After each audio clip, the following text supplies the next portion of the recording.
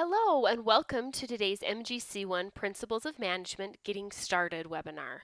I'm one of the MGC1 course mentors and look forward to working with you on the MGC1. Today we'll be going through some of the MGC1 key management concepts, the MGC1 competencies, the assessment details, the learning resources available for you, as well as the MGC1 pre-assessment, some strategies and study tips, and FAQs. In the MGC1 Principles of Management, the following key concept areas are covered: strategic planning, total quality management, entrepreneurship, conflict and change management, human resource management, diversity, and organizational structure. From this list, you can see it covers a wide variety of topics, but the underlying theme in each of these areas is management. Most students are really excited when they get to the MGC1 because for some of you it may be your first management course, and most importantly, I think you'll see the connection between the concepts that are covered in this course and their applicability in everyday organizations. At WGU, we feel it's important for you to study the MGC1 management principles because the topics are descriptive of the working environment managers must learn to oversee.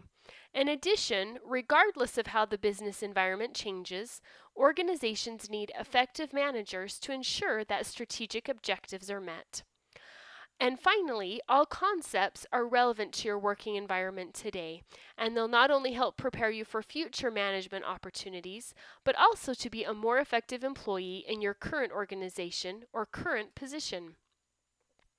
After you have completed the MGC1, you'll have developed the following competencies. You'll be able to describe how to establish a total quality management or TQM program in either a product operation or a service operation. You'll also be able to describe how to establish and promote an entrepreneurial perspective within an organization. In addition, you'll be able to recommend effective techniques for managing conflict and change. You'll also be able to correctly apply principles of human resource management, such as hiring and training in a given situation. In addition, you'll be able to recommend an organizational structure to match a given organization structure, and you'll be able to explain the strategic planning process and why it's so important for organizations to incorporate. The MGC1 is a 4-competency unit objective exam.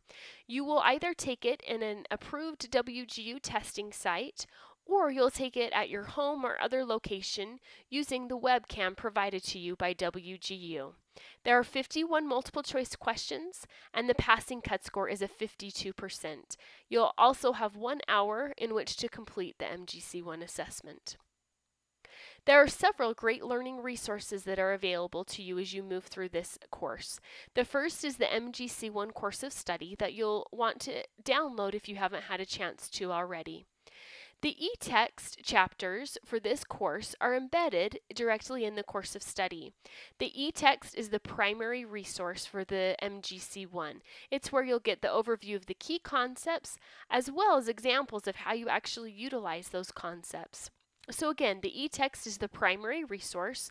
In the course of study, you'll find the embedded chapter links to access the e-text chapters, as well as online quizzes and flashcards. In this next screenshot, you can see the pink arrow is showing you the link to the textbook companion website for each of the e-text chapters. This is directly from the course of study. If you click on that link, you'll be able to access the multiple choice chapter quiz that I recommend you take after you complete each chapter, as well as the flashcards.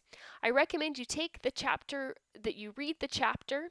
After you've read the chapter, go ahead and take the multiple choice chapter quiz. It is a great review of the key concepts. You will not see any of the same questions from the chapter quizzes on the assessment. However, it is good review of the key concepts, and it will tell you which questions you miss and give you a page number back to where that concept is covered in the e-text. Also, there are flashcards for each of the e-text chapters where you can get a good overview of the key terms and the definitions. In addition to the e-text, there are also Skillsoft and Books 24/7 resources listed in the course of study. These are secondary resources, so once you've read the e-text, the primary resource, if you feel like you need some additional help in that area, then certainly you can go to some of the supplemental resources such as a Skillsoft module. In addition, we have weekly MGC1 study hall hours. These times are posted in the calendar within the undergraduate management learning community. There are also chapter recorded PowerPoint webinars for each of the e-text chapters. The links for these webinars are also available in the undergraduate management learning community. And finally is the MGC1 study guide. The link is located here in blue for the MGC1 study guide. Let's take a look at what the study guide looks like. The study guide is divided into the same sections as the key content areas and as the same sections as the course of study. So you'll see strategic management, total quality management, and so on. This is nice from an organization perspective because it breaks it into smaller pieces for you and gives you a good place to start your studying. As you click on the tab at the bottom of the spreadsheet for each of these sections, what will come up first is a list of the resources available for that section. This is just a summarized list of resources from the course of study. You certainly don't have to complete all of these resources, but it's just a summarized list. Down below, highlighted in yellow, will be discussion questions, and you can see on the screen here the pink arrow is pointing to these discussion questions. The discussion questions for each section are aligned with the e-text chapter. So what I recommend you do is as you're reading the e-text chapter, go ahead and answer these discussion questions. The discussion questions are designed to help you pull out the key concepts and the most important information that you need to focus your study on.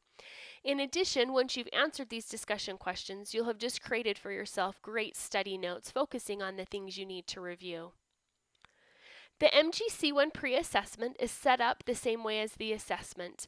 It includes 51 multiple choice questions, the passing cut score is a 52%, and you're given 1 hour in which to complete the assessment. We recommend that you pass the MGC1 pre-assessment by 5 to 10 points before you schedule the actual assessment. The MGC1 pre-assessment section results can help you identify and focus your areas of studying, and I'll show you that in just a moment. Most students work through the MGC1 course of study and then take the pre-assessment once they're done to see where they're at and to identify strengths and weaknesses. If you happen to have significant educational work experience with this content area, you may consider taking the pre-assessment prior to beginning the course of study.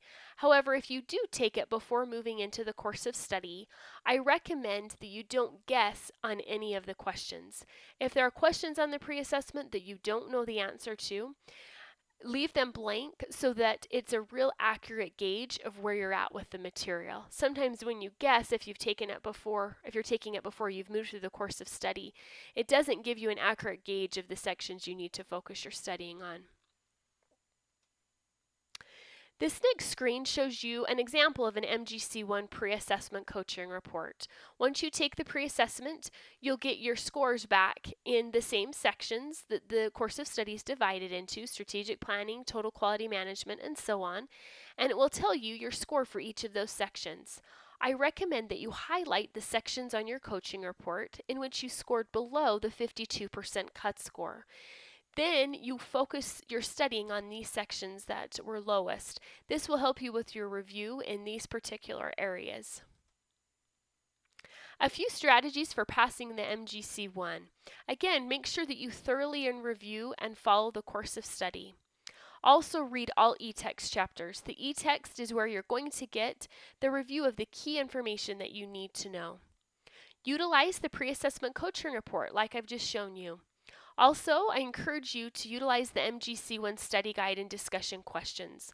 The students who complete the study guide and corresponding discussion questions tend to bring up their scores dramatically, so it is certainly a good study technique and worth your time. Also, contact the course mentor. Course mentors are available to help you and are certainly available to schedule one-on-one phone appointments. So please feel free to contact us at mgc1@wgu.edu. And then just as a reminder to take the multiple choice quizzes in the textbook companion website. A lot of students find it helpful if they teach the key concepts out loud to someone. In addition, I encourage you to relate the concepts covered in this course to the real business world.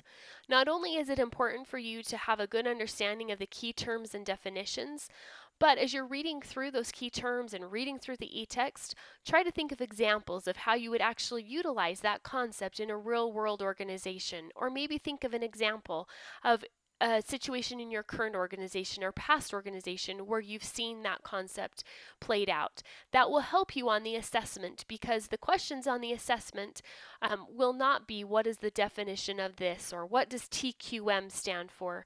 Instead, they'll be more applied questions where you'll be required to take that information to the next level. So, for example, what theory would you use to motivate your employees? And the last strategy is to explain the big picture logic of each key topic area. So for example, what are the keys of HR management, or what are the fundamentals of strategy? To close, just to cover a few frequently asked questions I get from students. How do I get started? Hopefully you've gotten some good tips today. Download the course of study. Start by reading the e-text chapter, and as you're reading the e-text chapter, answer the discussion questions in the study guide. And then take those multiple choice chapter quizzes at the end and utilize the flashcards. To schedule an appointment with the MGC1 course mentors, you can either have your student mentor schedule an appointment directly on our calendar, or you can email mgc1@wgu.edu and we can schedule a time with you that way. How long does it take to complete the entire MGC1 course? It typically takes students between 4 and 6 weeks to complete the course, depending on how much time you have to devote to the course, as well as how much exposure you've had to these concepts before. How many times can I take the pre-assessment and final? You can take the pre-assessment 3 times. However, you'll want to make sure that you plan your pre-assessment attempts strategically so that you take it once and then study on your low sections and do a lot of review before you use another attempt at taking the pre-assessment. For the final, you can take it 1 time, and if for some reason you don't pass it, then you'll be required to meet with a course mentor, and we'll help you develop an MGC1 study plan to focus on a few resources to ensure you have everything you need before you reschedule again. If for some reason you have problems with the e-text or any of the other learning resources, you can contact our Learning Resources Department, and I've included their contact information on this slide. And again, as the MGC1 course mentors, we are here to help you and look forward to working with you on this course. If you have questions or need anything, please don't hesitate to reach out to us at mgc1@wgu.edu. Thank you.